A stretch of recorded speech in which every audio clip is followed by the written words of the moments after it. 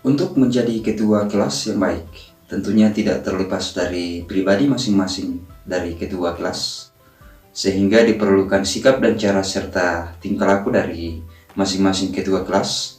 sehingga tugas dan fungsinya sebagai ketua kelas dapat berjalan dengan baik. Perlu diketahui bahwa menjadi ketua kelas adalah suatu momentum ataukah kesempatan yang paling berharga bagi pribadi masing-masing dari ketua kelas, di mana lewat ketua kelas adalah merupakan awal untuk mengenal organisasi, sehingga seiring perjalanan kehidupan dari ketua kelas ataukah seiring perjalanan kehidupan lewat jenjang pendidikan dari masing-masing ketua kelas akan membentuk diri sebagai figur-figur organisasi yang berkualitas dan dapat diandalkan di masa yang akan datang, di mana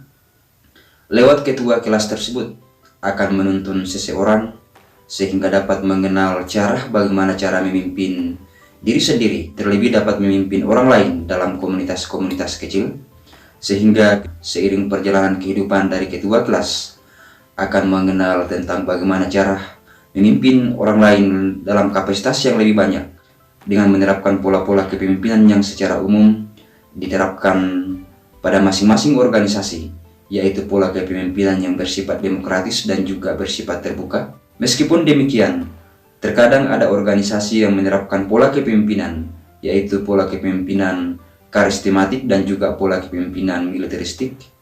Adapun jenis-jenis serta pola-pola kepemimpinan telah kita bahas lewat video-video sebelumnya, dan selengkapnya dapat dilihat lewat deskripsi video ini. Sehingga dengan demikian, lewat video ini kita hanya berfokus untuk mengenal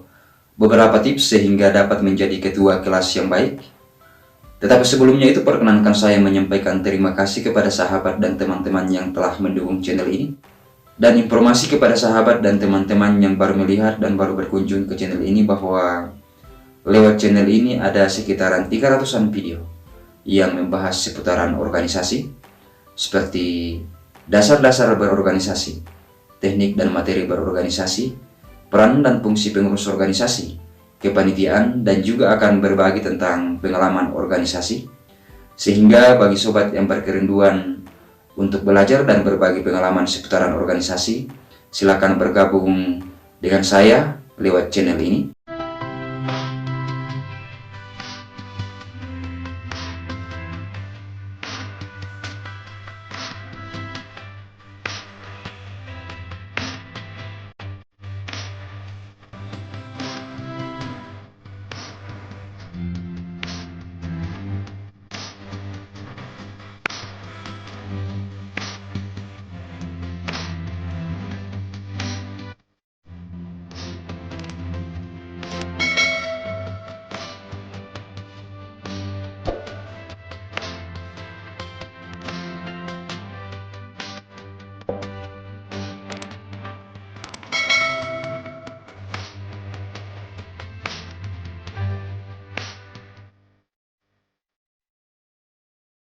Dan berikut ini adalah beberapa hal penting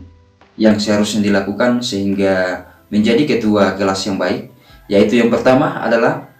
melengkapi struktur organisasi kelas, mulai dari wali kelas sampai dengan seksi-seksi, di mana dengan melengkapi struktur organisasi ketua kelas, maka akan menuntun ketua kelas untuk mendelegasikan wewenang serta memberikan kepercayaan dalam mengerjakan dan juga menyelesaikan pekerjaan-pekerjaan dari masing-masing seksi sesuai dengan tugas dan fungsinya. Seperti ketua kelas seharusnya dapat memberikan kepercayaan kepada seksi kebersihan untuk dapat membuat jadwal kebersihan setiap harinya. Begitupun juga dengan seksi-seksi yang lain sesuai dengan struktur organisasi kelas. Maka ketua kelas seharusnya dapat memberikan kepercayaan untuk membuat dan melaksanakan peran dan fungsinya dari setiap seksi yang ada sesuai dengan struktur organisasi kelas, sehingga dengan demikian ketika ketua kelas dapat melaksanakan hal tersebut, maka ini akan menampakkan kekompakan dan kebersamaan dalam salah satu kelas sesuai dengan struktur organisasi kelas. Kemudian yang kedua adalah ketua kelas seharusnya mengontrol petugas kebersihan dan juga petugas piket setiap harinya, sebab petugas piket dan juga petugas kebersihan adalah merupakan faktor pendukung untuk kelancaran proses belajar mengajar. Sebagai salah satu contoh adalah ketika kebersihan kelas tidak diperhatikan, maka ini akan mengganggu kelancaran proses belajar mengajar dalam salah satu kelas. Kemudian yang ketiga adalah seorang ketua kelas selayaknya tidak bersifat arogan, tetapi selalu mengedepankan asas musyawarah mufakat dan juga sikap saling menghargai. Sebagai salah satu contoh adalah ketika terjadi perselisihan antar rekan-rekan dalam salah satu kelas, maka seorang ketua kelas seharusnya dapat menghargai pendapat dari rekan-rekan kelas yang sedang mengalami permasalahan, sehingga dengan demikian ketika telah memahami latar belakang perselisihan tersebut, maka ini akan mempermudah ketua kelas untuk menyelesaikan permasalahan-permasalahan tersebut dengan mengedepankan sikap saling menghormati dan tidak mengedepankan sikap arogan. Kemudian yang keempat adalah membangun komunikasi dengan baik itu kepada wali kelas dan juga guru-guru mata pelajaran, sehingga dengan demikian proses belajar mengajar dapat berjalan dengan baik sebagaimana yang diharapkan. Kemudian yang kelima adalah jika ada permasalahan-permasalahan yang tidak dapat diselesaikan lewat organisasi kelas, maka ketua kelas seharusnya dapat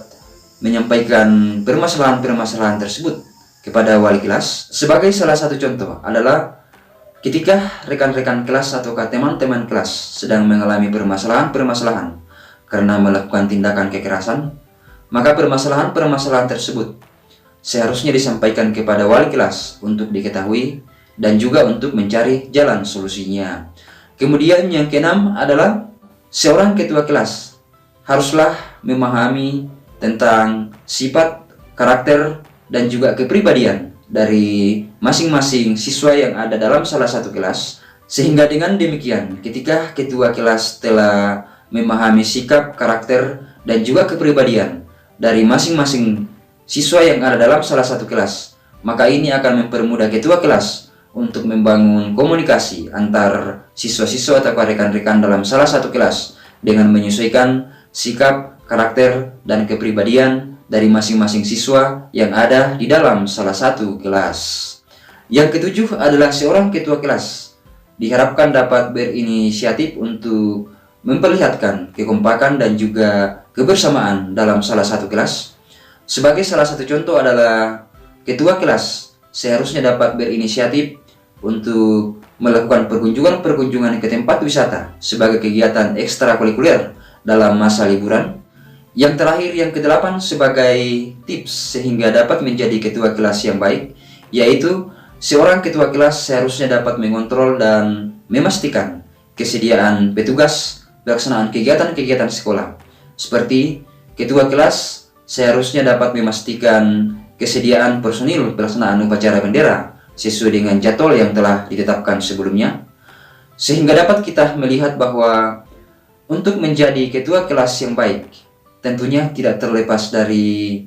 pribadi masing-masing ketua kelas, sehingga diperlukan cara, sikap, dan juga tindakan dari masing-masing ketua kelas, sehingga peran dan fungsi sebagai ketua kelas dapat berjalan dengan baik. Oke guys, semoga bermanfaat,